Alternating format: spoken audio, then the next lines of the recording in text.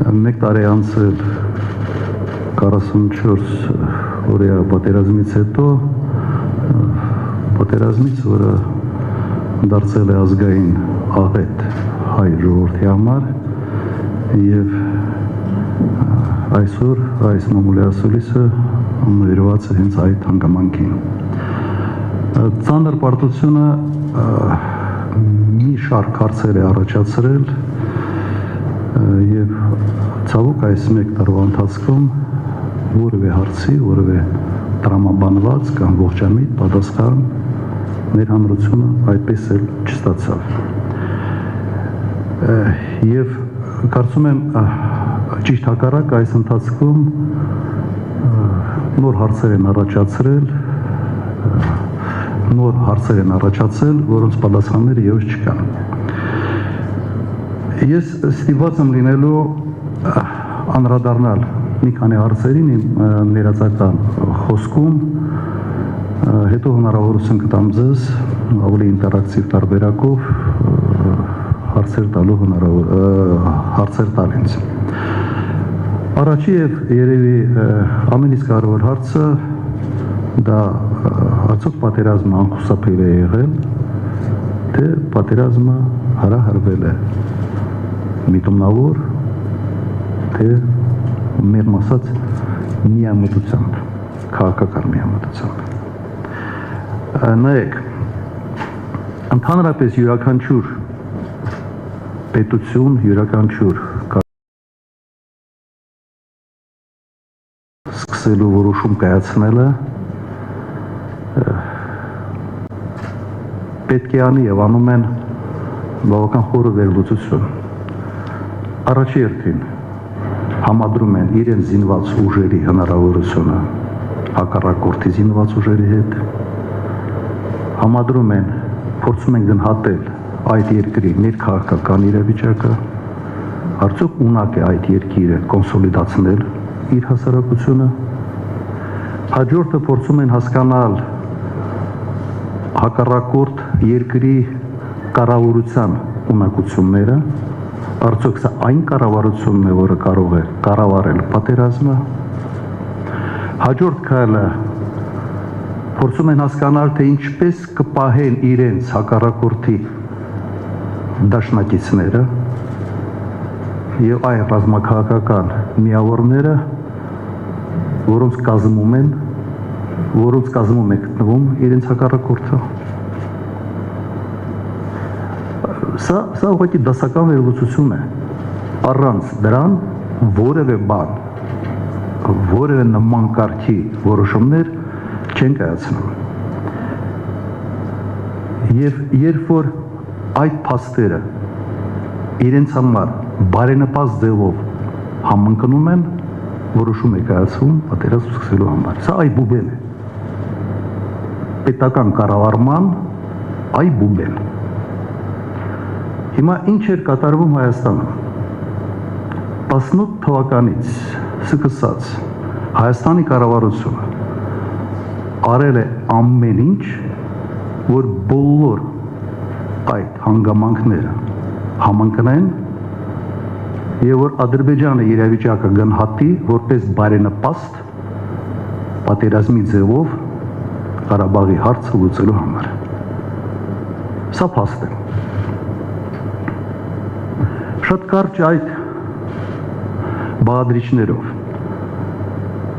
փակուղի ենք մտցրել բանակցային գործընթացը իրարամեջ հայտարարություններով 3 տարում 3 տարբեր մոտեցում որդեգրելով առաջացրել ենք Մինսկի խմբի անվստահությունը Հայաստանի նկատմամբ, ձևավորվել է կարծիք, որ ցեն շուստրիության տարբերակով փորձում ենք խուսափել առարկայական բանակցային գործընթացից։ Վարկաբեկել ենք բանակը տարբեր քրեական գործերով, բաժանել ենք հասարակությունը սևերի սպիտակների եւ ցույց ենք տվել, որ կառավարման տեսանկյունից քաոտիկ ոչ սիստեմի վերող կառավարություն է գործում Հայաստանում, իսկ պատերազմի ժամանակ նման կառավարման ոճը ուղղակի մահացու է երկրի համար։ Զարգացրել ենք հարաբերությունները Ռուսաստանի հետ, հապկի հետ, հայտնի է այս փաստը եւ հասկանալի է, որ հապկը որպես միավոր որևէ ակտիվ մասնակցություն այս ամեն ինչի մեջ չի ունենալու։ Ադրբեջանը շատ ուշադիր հետևում էր այս ամենին եւ իրեն գնահատեցին, որ ավելի բարենպաստ պայմաններ ուղղակի չեն ունենալու եւ ռիսկերը կապված պատերազմի արդյունքների հետ իրենց համար նվազագույնն են։ Եվ հենց այդ սխալների պատճառով մենք հայտնվեցինք մեկուսացման մեջ, ոչ մի երկիր չդատապարտեց Ադրբեջանին պատերազմ սկսելու համար, տպավորություն այնպիսին էր, որ մենք արտգործնախարարություն ընդհանրապես չունենք, թեկուզ մենք ունեինք եւ շարունակում ենք ունենալ փորձառու դիվանագետներ, բայց որպես կառույց ուղղակի գոյություն չուներ։ Արվել է ամեն ինչ Թուրքիան ներգրավվելու համար։ Մեկ անգամ ասել եմ, կրկնեմ, այն թեզը, որ հնչեցվել է պաշտպանության նախարարի կողմից, նոր պատերազմ, նոր տարածքներ, Ադրբեջանի համար այլընտրանք չէր թողնում։ Իրեն ռիսկերը նվազեցնելու համար ուղղակի Թուրքիայի դիրքը ընկնելն էր։ Սա եւս փաստ է։ Մեկ անգամ ասել եմ, եւս կրկնեմ, եթե Հայաստանի իշխանությունները լինեին թուրքական գործակալներ, ապա կանեին նույն հերթականությամբ իրենց նպատակին հասնելու համար։ Մեկ կարևոր հարցադրում, որը հնչում է եւ վերջերս բավական հակասական երանգներ էր ստանում, արդյոք Հայաստանի կառավարությունը գիտեր պատերազմի սկզբի մասին, այսպես ասենք, վերջերս հարցպատասխանի ժամանակ նաև բավական հակասական պատասխաններ եղան։ Հայաստանում գրեթե բոլոր վերլուծաբանները ահազանգում էին, որ պատերազմի վտանգը չափազանց մեծ է։ Նույնիսկ դեսպանատներն են սկսել իրենց քաղաքացիներին, իրենց երկրների քաղաքացիներին զգուշացնել, որ Ղարաբաղ գնալը ուղղակի վտանգավոր է։ Եվ դժվար է ենթադրել, թե կառավարությունը մեր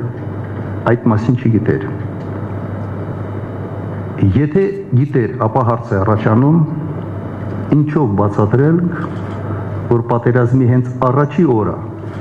առաջի 2-3 օրվա ընթացքում մենք կրել ենք ահռելի կորուստներ եւ ռազմական տեխնիկայի, հակաօդային համակարգերի եւ հրետանու մեր հնարավորությունների առումով։ Ուղղակի բացատրություն այստեղ ընդհանրապես չկա։ Ավելի լայն հարցադրում։ Ես ուղղակի կրկնում եմ այն հարցադրումները, որոնք կան եւ որոնց պատասխանները մինչ այսօր մենք չենք ստացել։ Իսկ ինչու ենք մենք պարտվել։ Եթե պատերազմում են պետությունները, այլ ոչ թե բանակները, սա եւս փաստ է։ Պետությունն է մոբիլիզացնում ամբողջ հնարավորությունները պատերազմում հաղթանակ կրելու համար։ Հենց դա է հիմնական պատճառը, որ երկրի առաջի դեմքը պատերազմի ժամանակ դառնում է գլխավոր գերագույն հրամանատար, որ հնարավորություն ունենա մոբիլիզացնել ամբողջ ռեսուրսները, եւ մարդկային, եւ նյութական։ Ըստ էության Հայաստանում դա չարվեց։ Սա առաջի մեր ձախողման պատճառն է։ Մոբիլիզացիան ձախողվեց, ճիշտ հակառակը, բանակը համալրելու տեղ սկսեցինք զբաղվել ջոկատների ձևավորմամբ։ Անպատասխան մնացին Մովսես Հակոբյանի մեղադրանքները, հնչեցրած փաստերը, անպատասխան մնացին մի շարք այլ հանգամանքներ եւ իշխանությունը այսօր ամեն կերպ խուսափում է տվյալ ոչ հաճելի իրենց համար հարցերի պարզաբանումներ հարցերին տալու ուղղությամբ որևէ քայլ անել։ Դուք բոլորդ լսել եք այն հրապարակային ելույթը, որով կոչ էր արվում վարչապետի կողմից ձևավորել ջոկատներ, գտնել զրաբաճկոններ, ով ինչ ունի, տներից եւ այլ, սա ուղղակի ազդակ էր Ադրբեջանին, որ Հայաստանը այլևս ռեսուրսներ չունի եւ Ադրբեջանը կարող է ավելացնել ռազմական ճնշումը Հայաստանի վրա։ Սա ուղղակի հանցագործություն է, առ երևույթ հանցագործություն է։ Հաջորդ հարցը, ինչու պատերազմը չկանգնեցվեց հոկտեմբերի 7-ին եւ 19-ին։ Իդեպ այս հարցը միակն է, որին պատասխանը հնչեց։ Եվ պատասխանը հետևյալն է. չենք կանգնեցրել, որ մեզ դավաճան չհամարեն։ Միակ հարցն է, որի վերաբերյալ հնչեց անկեղծ պատասխան։ Ուրեմն սրանից բխում է հետևյալը. բոլոր զոհված զինվորների ծնողները կարող են համարել, որ հոկտեմբերի 7-ից հետո բոլոր զոհերի մեղքը եւ պատասխանատվությունը այն մարդկանց վրային, այն մարդու վրային, որը կարող էր պատերազմը կանգնեցնել եւ չի արել, խուսափել է այդ ծանր, բայց պատասխանատու որոշում կայացնելուց։ Սա եւս փաստ է։ Կա մի շարք այլ հարցեր, ոնց հանձնվեց Հադրութը, Շուշին, պատասխան չկա, այդ ճանապարհին Ջեբրայելից մինչև Շուշի մեկ խրամատ չի փորվել։ Նույնիսկ փորձ չկար բնագիծ կառուցելու այդ ճանապարհին։ Պարզաբար հայտնի 5 միլիարդի առաջարկի մասին փաստ է, որ մինչ 18 թիվ Ադրբեջանը փորձել է Ղարաբաղի դիմաց գումարներով ինչ-որ հարցեր լուծել, փաստեր կա, որ այդ փորձը արվել է նաև 18 թվականից հետո, տաշտը մնաց մութ, խուսափում են խոսալ այդ հարցի շուրջ իշխանությունները եւ սա ավելի մեծ կասկածներ է առաջացնում։ Յուրաքանչյուր Հայաստանի Հանրապետության քաղաքացի կարող է մտածել, ունի հիմնավոր կասկած համարելու, որ այդպիսի փաստ գոյություն ունի այնքան ժամանակ, մինչև դա չհերկվի։ Եվ ստեղից բխում է հետևյալ հարցադրումը, մեր պարտությունը տգիտության արդյունք է, թե դավաճանության։ Չափազանց շատ են այն փաստերը, որոնք խոսում են հնարավոր պլանավորված պարտության մասին։ Եվ բոլորս իրավունք ունենք մտածելու, որ դա հենց այդպես է, այնքան ժամանակ, մինչև դա չհերկվի շատ լուրջ եւ խորը քննության ճանապարհով։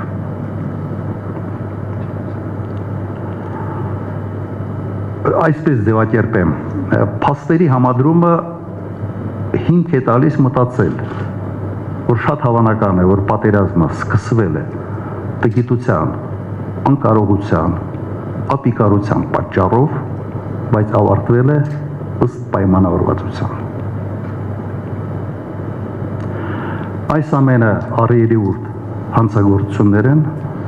եւ մենք հանկալում ենք, որ պատշաճ մարմինները դրանով պետք է զբաղվեն։ Եվ գալու է ժամանակ, որ բոլորը պատասխան են տալու այս ամենի համար, նաև նրանք, ովքեր իրենց պաշտոնական դիրքից ելնելով պետք է զբաղվեին այս հարցերով ու չեն զբաղվել։ Հիմա ինչ պետք է անել այս կասկածները փարատելու համար։ Առաջի հերթին շատ չէ խոսում հանձնարարող ստեղծելու մասին, առաջի հերթին պետք է այո քննել անդիմության ակտիվ ներգրավմամբ։ Յուրաքանչյուր այլ տարբերակ վստահությունը հանրության մոտ չի վերականգնելու։ Միակ տարբերակը սա է։ Եվ ճգնաժամը երկրում չի կարող հաղթահարվել առանց այս ֆունդամենտալ հարցերի պատասխաններին։ Երկրում կա բավական մեծ զանգված մարդկային ներուժ, որոնք երբեք չեն հարմարվելու այս իրավիճակի հետ այնքան ժամանակ, մինչև այդ պարզաբանումները չստանան։ Սա ևս փաստ է։ Հիմա Արցախի վերաբերյալ փորձեմ ավելի կարճ։ Մենք դադարել ենք լինել Արցախի անվտանգության երաշխավորը։ Արցախը այսօր անորոշությունների առջև է կանգնած։ Ըստ էության երևի նկատել եք, որ Հայաստանի իշխանությունները խուսափում են խոսալ Արցախի մասին ընդհանրապես, չեն խոսում կարգավորման տարբերակներից ընդհանրապես, եւ տպավորությունը այնպեսին է, որ ուղղակի ձեռքերը լվանում են Արցախից։ Բոլոր հարցերը կապված Արցախի հետ ցած հանգիստ հաստիագրում են ռուսական կողմին։ Մի քիչ ժամանակ էլ անցնի, այլևս նաև մեր հանրությունը բոլոր հարցերը Արցախի հետ կապելու է ռուսական կողմի հետ։ Եվ բոլոր անբարենպաստ, այսպես ասենք, որոշումներ Արցախի հետ եւս կապվելու է ռուսական կողմի հետ։ Կարծում եմ սա արվում է գիտակցաբար։ Ադրբեջանը հայտարարում է, որ Ղարաբաղի հարցը վերջնականապես ինքը լուծել է, եւ ցավոք մենք այդ բանակցային սեղանին չունենք որևէ լուրջ արգումենտ, որևէ լուրջ բան արդյունավետ բանակցություններ վարելու համար։